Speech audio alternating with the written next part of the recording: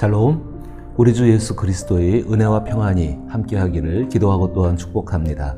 오늘 함께 읽고 묵상할 시편은 시편 66편입니다. 제가 읽어봅니다. 시, 인도자를 따라 부르는 노래. 온 땅이여, 하나님께 즐거운 소리를 낼지어다. 그의 이름의 영광을 찬양하고 영화롭게 찬송할지어다. 하나님께 아뢰기를 주의 일이 어찌 그리 어미하신지요. 주의 큰 권능으로 말미암아 주의 원수가 주께 복종할 것이며 온 땅이 주께 경배하고 주를 노래하며 주의 이름을 노래하리이다 할지어다. 와서 하나님께서 행하신 것을 보라. 사람의 아들들에게 행하심이 어미하시도다. 하나님이 바다를 변하여 육지가 되게 하셨으므로 우리가 걸어서 강을 건너고 우리가 거기서 주로 말미암아 기뻐하였도다. 그가 그의 능력으로 영원히 다스리시며 그의 눈으로 나라들을 살피시나니 거역하는 자들은 교만하지 말지어다. 만민들아, 우리 하나님을 송축하며 그의 찬양 소리를 들리게 할지어다. 그는 우리 영혼을 살려두시고 우리의 실족함을 허락하지 아니하시는 주시로다. 하나님이여, 주께서 우리를 시험하시되 우리를 단련하시기를 은을 단련한 같이 하셨으며 우리를 끌어 그물에 걸리게 하시며 어려운 짐을 우리 허리에 매어 두셨으며 사람들이 우리 머리를 타고 가게 하셨나이다. 우리가 불과 물을 통과하였더니 주께서 우리를 끌어내사 풍부한 곳에 들이셨나이다. 내가 번제물을 가지고 주의 집에 들어가서 나의 서원을 주께 갚으리니 이는 내 입술이 낸 것이요 내 환난 때에 내 입이 말한 것이니이다. 내가 순양의 향기와 함께 살찐 것으로 주께 번제를 드리며 수소와 염소를 드리리이다. 하나님을 두려워하는 너희들아, 다 와서 들으라. 하나님이 나의 영혼을 위하여 행하신 일을 내가 선포하리이다. 내가 나의 입으로 그에게 부르짖으며 나의 혀로 높이 찬송하였도다. 내가 나의 마음에 죄악을 품었더라면 주께서 듣지 아니하시리라. 그러나 하나님이 실로 들으셨으며 내 기도 소리에 귀를 기울이셨도다. 하나님을 찬송하리로다. 그가 내 기도를 물리치지 아니하시고 그의 인자하심을 내게서 거두지도 아니하셨도다. 아멘.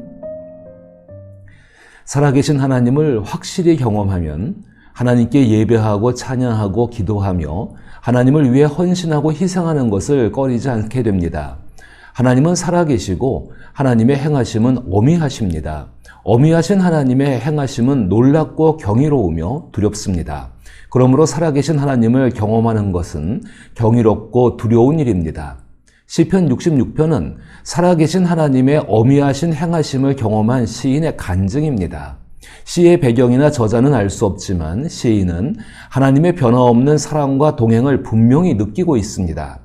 그래서 시인은 하나님을 위해 자신의 삶을 희생하고 하나님의 성품을 존경하며 하나님의 말씀과 약속을 신뢰하고 지키려고 합니다. 이것은 절대절명의 위기 상황에도 하나님을 구하는 참된 예배와 찬양과 기도의 모습입니다. 하나님은 변함이 없는 전능자이십니다. 시편 66편의 1절부터 4절은 시인이 하나님을 예배하고 찬양하고 기도하는 이유를 말합니다. 시인은 하나님께 아무것도 바라지 않고 오직 하나님의 놀라운 행하심과 권능을 감탄합니다. 하나님은 자신의 성품과 인격에 걸맞게 역사하시고 억압받는 자들을 구원하십니다. 그래서 시인은 하나님을 기뻐하고 최고의 찬양을 드리고자 합니다. 온 땅이여, 하나님께 즐거운 소리를 낼지어다. 그의 이름의 영광을 찬양하고 영화롭게 찬송할지어다. 하나님께 아뢰기를 주의 일이 어찌 그리 어미하신지요. 주의 큰 권능으로 말미암아 주의 원수가 주께 복종할 것이며 온 땅이 주께 경배하고 주를 노래하며 주의 이름을 노래하리이다 할지어다. 1절부터 4절은 세상의 심판을 받고 회복된 후 하나님과 함께 살게 되는 성도들의 찬양과 찬송을 묘사한 것이라고 해석할 수 있습니다. 이러한 해석은 교회의 예배와 집회에서 웅장하고 감동적인 노래와 악기를 사용하는 이유가 되기도 합니다. 하지만 문화적이고 예술적인 요소는 하나님의 인격에 감탄하게 하지만 하나님의 인격을 믿고 하나님의 자유를 받아들이고 살아가게 하지는 못합니다. 더구나 예배와 찬양과 기도와 하나님을 향한 헌신과 희생을 억지로 하거나 의례적으로 하면서 그것이 당연하다고 생각하는 것은 옳지 않습니다. 시편 66편의 시인은 살아계신 하나님의 어미하신 행하심을 간증합니다. 시인의 신앙을 이끌고 있는 살아계신 하나님께 대한 간증은 어디에서 얻었을까요? 그 간증의 근거는 세 가지입니다. 첫째는 하나님께서 친히 행하신 시인이 속한 공동체의 역사적인 구원 행적입니다. 둘째는 시인과 동시대를 살고 있는 다른 사람들의 간증입니다. 셋째는 시인이 삶에서 직접 겪은 하나님께서 행하신 일의 경험입니다. 시인은 이것을 5절에서 와서 하나님께서 행하신 것을 보라, 사람의 아들들에게 행하심이 어미하시도다 라고 말합니다. 5절부터 7절은 성경에 분명하게 기록된 하나님께서 자기 인격에 따라 성실하게 일하신 사실을 말합니다. 하나님이 바다를 변하여 육지가 되게 하셨으므로 우리가 걸어서 강을 건너고 우리가 거기서 주로 말미암아 기뻐하였도다. 그가 그의 능력으로 영원히 다스리시며 그의 눈으로 나라를 살피시나니 거역하는 자들은 교만하지 말지어다. 시편 66편의 6절과 7절은 성경에서 볼 수 있는 하나님의 어미하신 행하심을 간증하고 있는 것입니다. 성경은 시인이 속한 이스라엘 공동체가 하나님의 구원 행적인 출애굽과 가나안 입성을 명백하게 기록하고 있습니다. 이러한 하나님의 기적적인 역사가 없었다면 그들의 공동체는 존재하지 못했을 것입니다. 5절에서 언급한 사람의 아들들은 아담의 후손으로서 애굽에서 노예 생활을 하며 자유와 희망을 잃은 사람들입니다. 하나님께서 이들을 구원하시기 위해 행하신 일은 인간의 이성을 초월하는 놀라운 일이며 이를 목격한 사람들은 두렵고 경외하는 마음을 갖게 됩니다. 하나님께서 6절에서 바다를 육지로 바꾸시고 야곱의 자손들이 걸어서 바다를 건너게 하신 것과 같이 지금까지도 그의 능력으로 이스라엘의 삶을 보호하셨습니다. 이는 하나님께서 자신의 말씀을 신실하게 이행하시는 하나님의 성품을 드러내는 것입니다. 하나님께서 자신의 자유로 행하신 일은 결코 후회하지 않으시고 효력이 영원히 지속됩니다. 그러기에 성경에서 보여주신 하나님의 성품을 믿는 신앙인은 자유를 얻게 됩니다.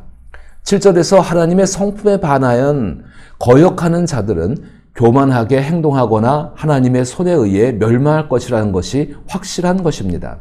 성경은 하나님께서 과거에 행하셨고 미래에 행하실 일들을 기록하고 있습니다.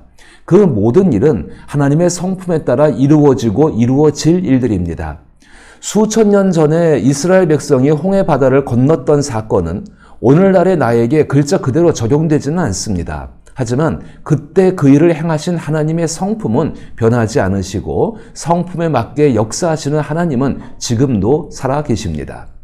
시편 66편의 9절에서 12절은 성경에서 보여주신 하나님의 성품을 믿는 사람들이 자유를 잃고 고통받는 상황에서도 하나님을 찬양하고 송축하는 모습을 묘사하고 있습니다. 이는 하나님의 위대하심과 선하심을 알고 있기 때문에 하나님의 성품을 노래하고 연주하고 드러내고 싶은 마음이 들었기 때문인 것입니다. 그것은 같은 시대를 살고 있는 택함받은 사람들을 향한 하나님의 연단과 회복은 언제나 함께 이루어지는 것을 알고 있기 때문인 것입니다. 만민들아, 우리 하나님을 송축하며 그의 찬양 소리를 들리게 할지어다. 그는 우리 영혼을 살려두시고 우리의 실족함을 허락하지 아니하시는 주시로다. 하나님이여, 주께서 우리를 시험하시되 우리를 단련하시기를 은을 단련한 같게 하셨으며 우리를 끌어 그물에 걸리게 하시며 어려운 짐을 우리 허리에 메어 두셨으며 사람들이 우리 머리를 타고 가게 하셨나이다. 우리가 불과 물을 통과하였더니 주께서 우리를 끌어내사 풍부한 곳에 들이셨나이다. 성경은 하나님께서 하나님의 인격대로 하신 일과 하실 일을 기록하고 있습니다.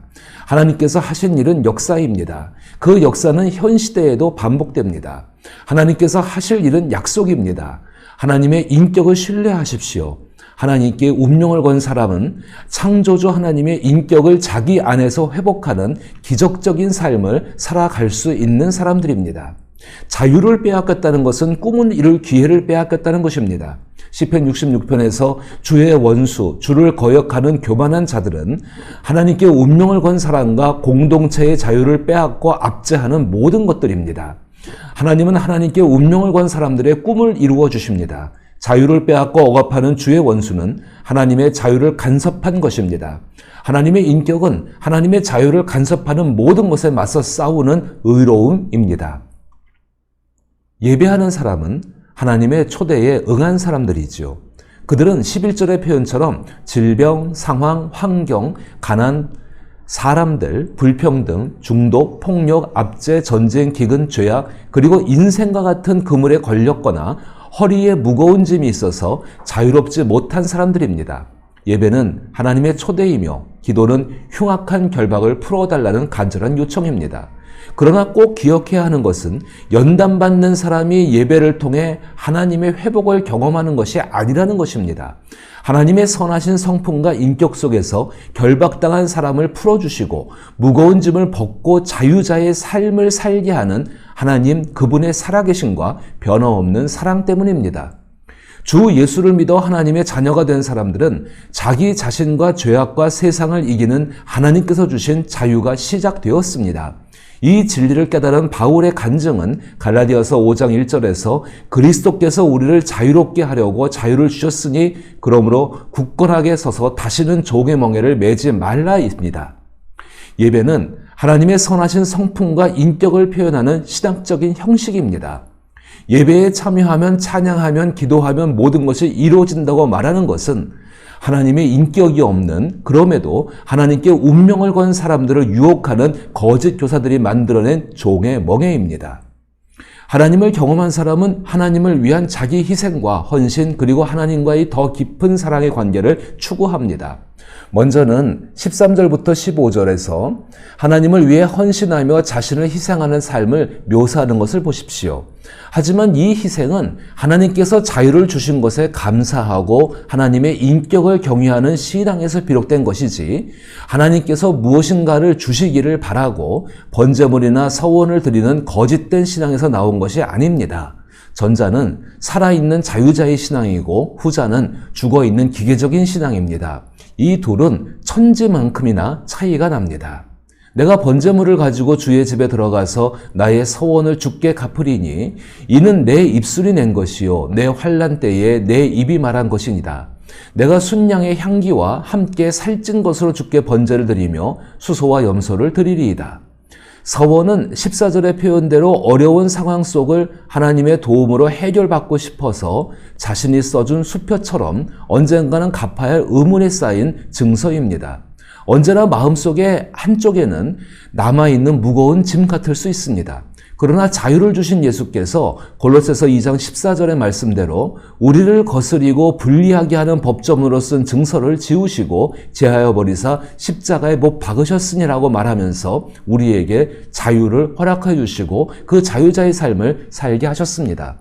따라서 13절에서 15절은 다급하고 어려울 때 하나님을 찾았던 나의 마음, 정서, 뜻, 의지를 기억하고 그때처럼 하나님을 대하겠습니다라는 자기 인격을 변화시키겠다는 각오입니다. 자신의 성품을 변화시켜 하나님의 인격을 닮아가기 위하여 자기 희생적인 삶을 살아야 한다는 것입니다. 하나님의 인격을 삶으로 보여주신 주 예수의 삶이 자기를 희생하신 삶인 것처럼 말입니다. 그 같은 하나님의 자유를 위하여 자기를 희생하는 사람은 하나님과 자유롭게 주고받는 친숙한 관계가 됩니다. 그것이 사람을 초대하신 하나님의 목적입니다.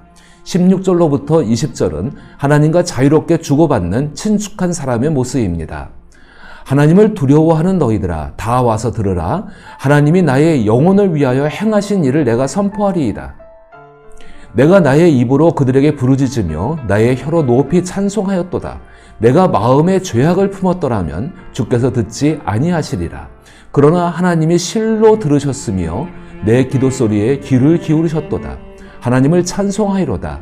그가 내 기도를 물리치지 아니하시고 그의 인자하심을 내게서 거두지도 아니하셨도다. 시인은 참으로 개혁주의자의 삶을 산 신앙인입니다. 개혁주의의 삶은 성경으로 돌아가서 자기를 개혁하는 삶입니다. 성경에서 증거하는 하나님의 인격이 변함없습니다. 따라서 하나님의 말씀도 변하지 않습니다. 자유를 빼앗기고 압제를 받으며 꿈을 이룰 수 없다고 생각된다면 하나님의 말씀 속에서 하나님의 자유를 경험하십시오. 그리고 하나님의 자유를 예수 그리스도께서 나에게 주셨음을 믿으십시오. 하나님의 초대는 나를 자유하게 하시고 함께 꿈을 이뤄 가시는 하나님을 송축하고 찬양하는 즐거움이 있는 자리가 되게 될 것입니다. 이제 하나님께 예배하고 하나님께 찬양하고 하나님께 기도하고 헌신하는 또 희생하는 이유가 무엇인가를 생각해 보십시오. 억지 춘향의 예배와 찬양과 기도와 헌신과 희생은 하나님의 인격에 관심이 없거나 하나님의 인격과는 관계가 없는 거짓 가르침을 따랐기 때문입니다. 하나님께서 우리를 받아주시는 것은 하나님께서 한결같은 사랑으로 우리와 함께 하신다는 증거입니다. 이 사실을 알면 우리는 하나님을 대하는 태도가 바뀌게 됩니다. 우리는 하나님과 사람들이 기뻐하는 바르고 제대로 된 삶을 살기 위해 노력하게 됩니다. 이것이 하나님께 예배하고 찬양하며 기도하는 사람의 최소한의 의무입니다. 하나님은 변함 없으시기에 성경의 말씀은 이루어집니다. 성경을 통한 변함 없는 하나님을 알고 하나님께 자신의 운명을 맡기고 하나님께서 주시는 자유를 가지고 살아가십시오. 그 삶은 하나님의 인격을 신뢰하고 하나님 앞에서 춤추고 노래하며 감사함으로 그 하나님을 위한 삶을 살게 합니다. 시편 66편은 자유를 잃고 꿈을 이룰 수 없는 사람에게도 하나님의 인격을 믿으라고 말합니다. 하나님은 우리를 초대하시고 자유를 주시고 함께 하시기 때문입니다.